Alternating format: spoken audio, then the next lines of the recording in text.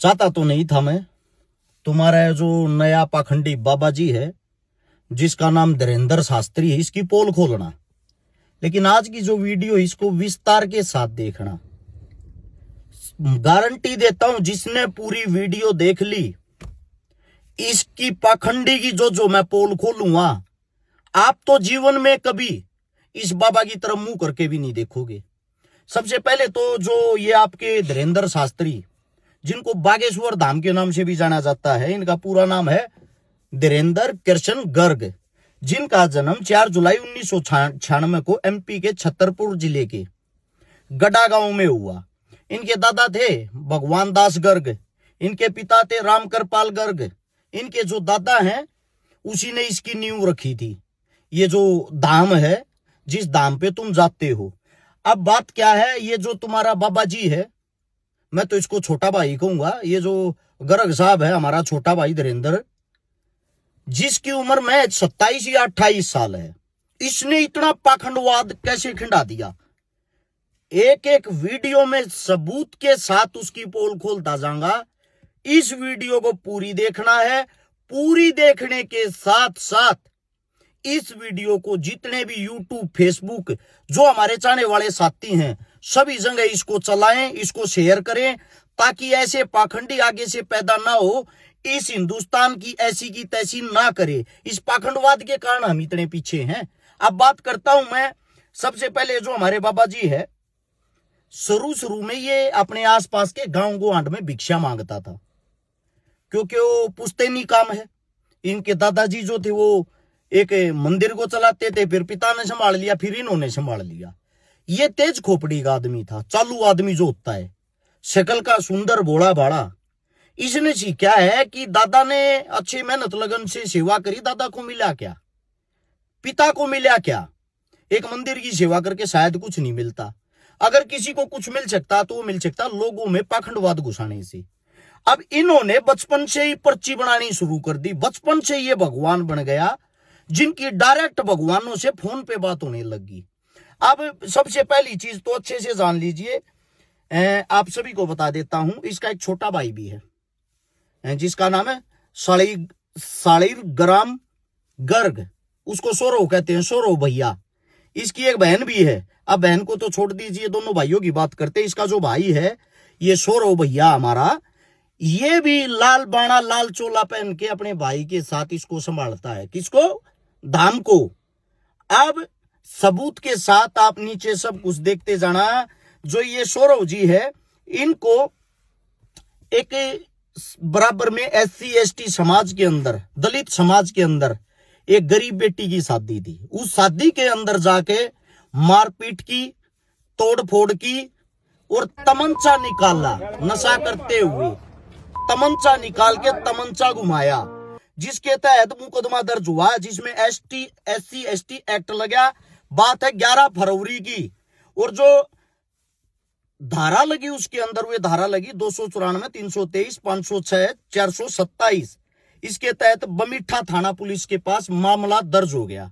अब मामला दर्ज हो गया तो बागेश्वर बाबा जी की डायरेक्ट जब भगवानों से ही बातें हैं, तो अपने भैया को ऐसे की ऐसे छुड़ा लाए। अगर कोई गरीब आदमी होता तो शायद 3 महीने से पहले जमानत का कोई प्रावधान नहीं था। अब इससे आगे आते हैं, इन दोनों भाइयों को ही जो हिंदू राष्ट्र बनाने की बात करते हैं, दलितों से बड़ी शिकायत रहती है। वीडियो के अंदर आप देख सकते बस छूना नहीं है, मैं अछूत आदमी हो। एक दलित पैर छूता तो बाबा जी कहते हैं दूर रहो हमारे से, हमारे पैरों को हाथ मत लगाओ वरना हम अछूत हो जाएंगे। छोटा भाई तो पीटता है दलितों को तमंचे के साथ, नशे करके, नशे की धुत हालत में। और बड़ा भाई दलितों से दूर रहता है। और वही दलित जिनकी सबसे बड़ी संख्या, सबसे बड़ी शक्ति है, जिनको बाबा साहब भीमराव अंबेडकर जी ने लड़ना सिखाया था, वो आज हिंदुत्व के नाम पे इनके झंडे उठाते हैं। हमारे देश का दुर्भाग्य है। अब इससे आगे आते हैं कि दलितों को वो हिंदुओं में गिनते ही नहीं है। फैक्ट है, सच्चाई है, रियलिटी है। मानो या ना मानो, इस देश के अंदर से छुआछूत ना मिटा था, ना मिटा है। और यही हालात रहे। पढ़ा लिखा आदमी, बाबा साहब भीमराव अंबेडकर को, ज्योतिबा फुले को, भगत सिंह, राजगुरु, सुखदेव, चंद्रशेखर, जब तक इनकी विचारधारा को आगे लेके चलने वाला इंसान नहीं आएगा, ये देश इस पाखंडवाद से कभी बाहर नहीं निकलेगा। अब इसके बाद आते हैं धार्मिक गुरु, जो वाक्य में अच्छे इंसान है, जैसे कि शंकराचार्य जी, संत तुकाराम जी, साईं बाबा, उन सब के बारे में आपके इसी 27 साल के गर्ग साहब ने अपने मुंह से आपत्तिजनक टिप्पणियां की है, आपत्तिजनक भाषा का प्रयोग किया है। आप चेक कर सकते हो नीचे। और फिर उन इंसानों से माफिया भी मांगी है। क्या किया है? माफिया मांगी है। क्यों? क्योंकि इनको यह लगता है कि वो आपसे ज्यादा विद्वान हैं, आपसे ज्यादा पढ़े लिखे हैं, वो रियलिटी के ज्ञानी आदमी हैं। लेकिन भारतीय जनता पार्टी का जो मुखोटा पहन के ये धीरू भाई घूम रहा है, इसका कार्य ये है, जो पार्टी के विपक्ष में जाएगा उसका तुझे सत्यानाश करना है, उसकी तुझे खिलाफत करनी है। इसको खुली छूट दे रखी है। अब इसके बाद आपको एक बात बताता हूं, ये सपोर्ट किनको करता है, वीडियो देख लेना। आशाराम के बारे में इनके क्या शब्द, क्या विचार हैं। आशाराम बापू, उनको भी मिले नहीं है, पर वीडियो पर ही देखा है। क्या कहेंगे उनके बारे में? भगवान की, सब अपनी जगह सब ठीक है।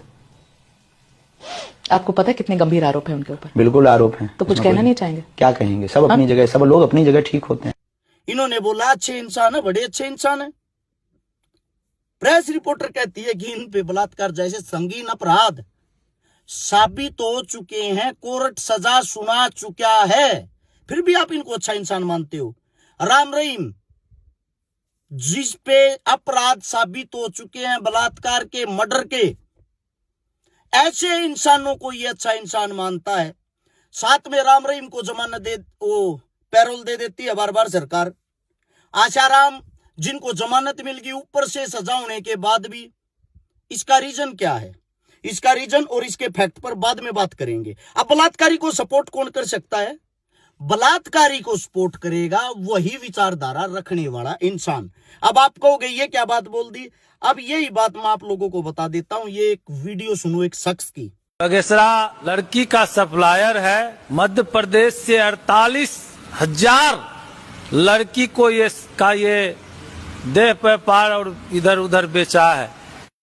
अखबार में आई हुई खबर देखो, इसमें लिखा हुआ 48,000 लड़कियां गायब हो चुकी हैं, जिनका कोई अता पता नहीं। इसी बागेश्वर धाम के आसपास की, गांव की, गवाहंड की, शहर की लड़कियां। आखिर बाबा जी इन लड़कियों का करता क्या है? सबसे बड़ा सवाल ये मैं नहीं, हर शिकारा नहीं कर रहा, वहीं का इंसान, वहीं का ये शख्स, वहीं का नेताजी कह रहा है, लड़कियां सप्लाई करता है। क्या करता है? लड़कियां सप्लाई। और साथ में आप लोगों को एक बात और भी बता देता हूं, ये एक फोटो है बाबा जी की, एक लड़की का चुंबन लेते हुए की, जो सबसे पहले वीडियो के माध्यम से पता लगा था। इसका सत्संग सुनने के लिए आई थी, इसकी कथा सुनने के लिए आई थी। और फिर 4 दिन बाद उसी कथा, जिसको इन्होंने बुलाया, जो लड़की इनको पसंद आई, 4 दिन बाद उसी के साथ आज से 4 साल पहले बाबा जी की चुंबन अवस्था में फोटो वायरल हो जाती है। अब यह फोटो नकली है या असली है, इसका फैसला आप लोग करोगे, क्योंकि 4 साल पहले एआई नहीं था। एआई अभी आया है 1 साल से, तो आप इस फोटो को एआई नहीं बोल सकते। ये 4 साल पहले 2021 में वायरल हो चुकी है। अब इसके बाद अगली बात जो आती है, बाबा जी पर्चा कैसे बनाते हैं? 2 नंबर पंडाल में एक पीली साड़ी पहने रेलिंग से टिकी हुई महिला बैठी। 2 नंबर पंडाल में एक तो रेलिंग के पास में, जहाँ पर रेलिंग है, बांस की रेलिंग लगी, वहाँ पीली साड़ी पहने जो टिकी हुई बहन जी बैठी है। ये एक ब्लूटूथ ईयरपीस है जो कि साइज में राजमा से भी छोटा होता है। ये डिवाइस एग्जाम्स में चीटिंग के लिए बनाया गया था और ये मार्केट में इजीली अवेलेबल। ये पाखंडी फर्जी पर्चा बनाकर कैसे मासूम और भोली भाली जनता को बेवकूफ बनाता है। अगर आप धाम पर जा चुके हो तो आपको पता होगा कि वहाँ पर सिक्योरिटी के लिए PTZ 360 डिग्री CCTV कैमराज का यूज किया जाता है। इसका कंट्रोल पैनल धाम में मौजूद कंट्रोल रूम में होता है। कंट्रोल रूम में बैठी उनकी टीम ऐसे लोगों को चुनती है जो भीड़ में से अलग दिख रहे होते हैं। हाँ, सिर पर सफेद तौलिया, काला बैग लिए हुए दाढ़ी वाले, लेकिन अब मेन क्वेश्चन ये है कि ये इन्फॉर्मेशन धीरेन्द्र शास्त्री तक कैसे पहुंचाई जाती है। तो काम होता है GSM मॉड्यूल और ब्लूटूथ डिवाइस की मदद से। ये एक ब्लूटूथ ईयरपीस है जो कि साइज में राजमा से भी छोटा होता है। ये डिवाइस एग्जाम्स में चीटिंग के लिए बनाया गया था और ये मार्केट में इजीली अवेलेबल है। ये 2 वे कम्युनिकेशन को सपोर्ट करता है, लेकिन इस केस में ये सिर्फ धीरेन्द्र शास्त्री तक इन्फॉर्मेशन पहुँचाने का काम करता है। और कभी कभी ये डिजिटल स्क्रीन का भी यूज कर लेते हैं, जिसका कंट्रोल एजेंट के हाथ में होता है। जब भी धीरेन्द्र शास्त्री को एजेंट से कांटेक्ट करना होता है तो वो कुछ कोड वर्ड का यूज करते हैं। राम,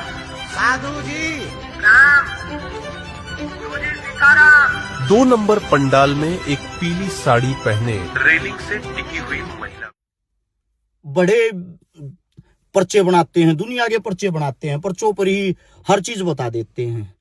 एक तो बाबा जी की पूरी टीम ऑपरेट करती है, हर जगह कैमरे लगे हुए हैं। एक छोटी ही लीड बनाई थी, जो पेपर होते हैं, टेस्ट होते हैं, उनमें चीटिंग करने के लिए वो लीड कान के अंदर डल जाती थी, जिससे वो लीड दिखाई नहीं देती। बाबा जी उसको लीड को कान में डाल के ब्लूटूथ ऑन रखते हैं। जब उनकी टीम ऑपरेट करती है, वो ऊपर से इशारा देती है। जो बाएं पंडाल में 2 नंबर पे बैठी हुई पीले सूट वाली औरत है, कृपया करके वो आगे आ जाए। उस चीज को बाबा जी फॉलो करते हैं। इस वीडियो के माध्यम से पूरा हकीकत, पूरा सच आप लोग देख सकते हो। अब इससे अगली बात आती है, बाबा जी ने एक यूपी की औरत थी जिसका रात के 10 बजे पर्चा बनाया, जो दीक्षा लेने के लिए गई थी। रात को 10 बजे पर्चा बनाया, बड़ी बड़ी बातें की, ये कर देना, वो कर देना, आपके घर में लक्ष्मी होगी, फलाना होगा, धकड़ा होगा।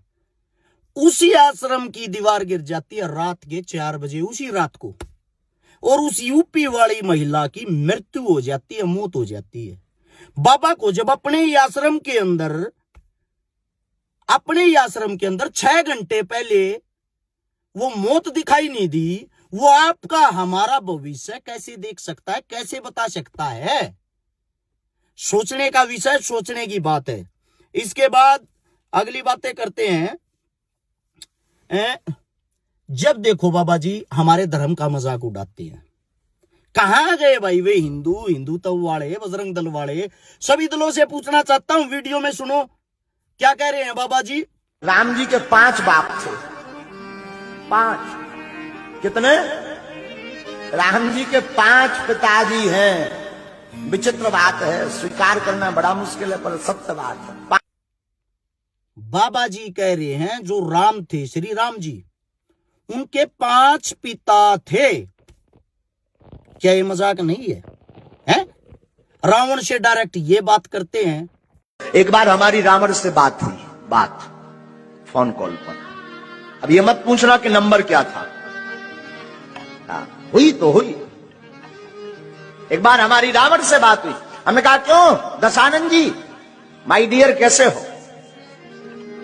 उन्होंने कहा हेलो बागेश्वर वाले बोल रहे हैं। हम कहा जी। हम कहा भैया कैसे हो? हमने बुंदेली में बात करी, रावण ने भी हमसे बुंदेली में बात की। हम तो ठीक है भैया। हद तो जा हो गई कि साउंड में फटर फटर हो गो। हमने कहा भाई साहब दसई मोह से बोल रहे का? क्या ये मजाक नहीं है? हनुमान डायरेक्ट इनकी सुनते हैं। क्या ये हमारे धर्म का मजाक नहीं है? असल में तो ये मजाक उड़ना शुरू हुआ 2014 से, जब से भारतीय जनता पार्टी जो आई है। लोगों को जो धर्म की अफीम इन लोगों ने इतनी चटा दी। जिस वक्त राम मंदिर का उद्घाटन हुआ, उस वक्त पोस्टर लगे थे जगह जगह। मोदी जी एक 3 साल के बच्चे को उंगली पकड़ के चला के लाते हैं, यानी कि राम को छोटा राम बना रखा था, मोदी उससे बड़ा बना रखा था। हम जिस दिन से पैदा हुए हैं, हमारे बड़े बुजुर्ग गाड़ में से निकलते उन्होंने सिखाया बेटा राम राम करके लिखड़ा कर। इमारत राम राम करके लिखना सिखा रखा है, तो इसका मतलब राम तो पहले से ही, ये जो राम शब्द उसका पहले से ही प्रयोग किया जा रहा है, उसका उच्चारण हो रहा है। तो 2014 में मोदी उंगली पकड़ के राम को लेके आता है। क्या मोदी राम से भी बड़ा हो गया? क्या मोदी राम को लेके आया है? उससे पहले कुछ था ही नहीं।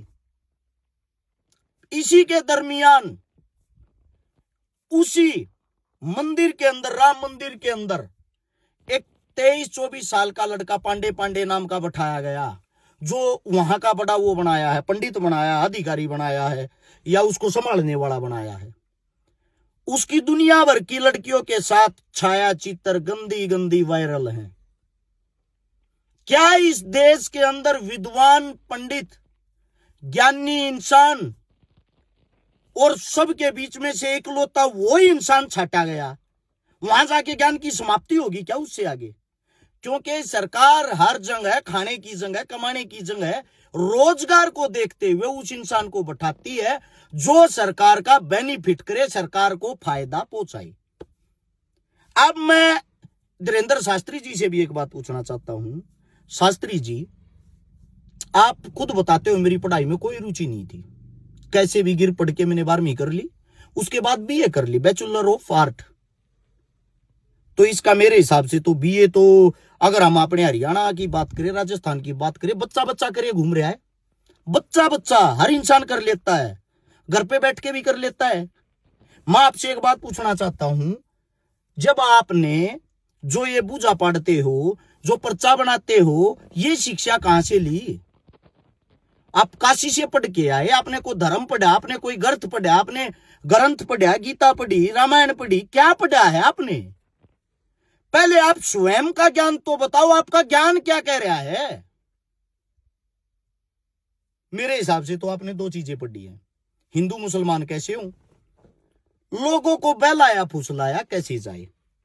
अब दुख की बात, जिस इंसान का मतलब एक सोच शक्ति, समझ शक्ति शून्य हो, वो इंसान ये कहता है हम हिंदुस्तान के नहीं, पूरे विश्व के सबसे महंगे बाबा हैं। 1 करोड़, करोड़ बोलना नहीं आता, 1 करोड़ से भी हम बहुत कॉस्टली गुरु हैं। हाँ, भारत के सबसे महंगे गुरु हम ही हैं वर्तमान में। एक सियार तो चाहिए ही चाहिए कथा के लिए। 1 करोड़ रुपया लेते हैं कथा करवाने की, और तुम अंधभक्त हो। अगर कोई कथा को बेच रहा है तो खरीदार कौन खरीदता है? आप ही तो खरीद रहे हैं। हम अगर भागवत 50 लाख में बेच रहे तो आप ही खरीदते हैं, तो असली जिम्मेदार तो आप हैं। हम भले ही खूब दुकान सजा लें, आप ना खरीदो तो क्या हम खाक कर दें? हॉल में खूब भीड़ आ गई है भक्तों के, पागलों की यहाँ खूब फौज खड़ी हो गई है, पागल ही पागल जुड़ रहे हैं यहाँ रिकॉर्ड। तुम पागल हो, क्यों करवाते हो हमारे से, क्यों सुनते हो? सोचने की बात यह है, जिसको आप धर्म प्रचारक, धर्म गुरु, हिंदू का रक्षक, हिंदू का रखवाला समझते हो, वो इंसान अगर आपको हिंदू का प्रचार करने के लिए हरियाणा की किसी कोने में या हिंदुस्तान के किसी कोने में बुलाना, तो पहले 1 करोड़ रुपया तो बाबा जी की फीस देनी है। उसके बाद कम से कम 10 उनके भक्तों के लिए और उसकी टीम के लिए वैनिटी वैन होनी चाहिए। उसके बाद जिस भी क्षेत्र में जागा, जिस भी एरिया में जागा, जो पंडाल हो, कम से कम 40 से 50 लाख रुपए का वाटर प्रूफ टेंट चाहिए, बड़े वाला पंडाल। उसके बाद कम से भी कम 20,000 आदमियों की खाने पीने की व्यवस्था हो। बाबा जी के जो 200 पर्सनल आदमी आएंगे, 200-300 पर्सनल आदमियों की 200-300 पर्सनल सिक्योरिटी का खाना पीना A1 क्लास का होना चाहिए।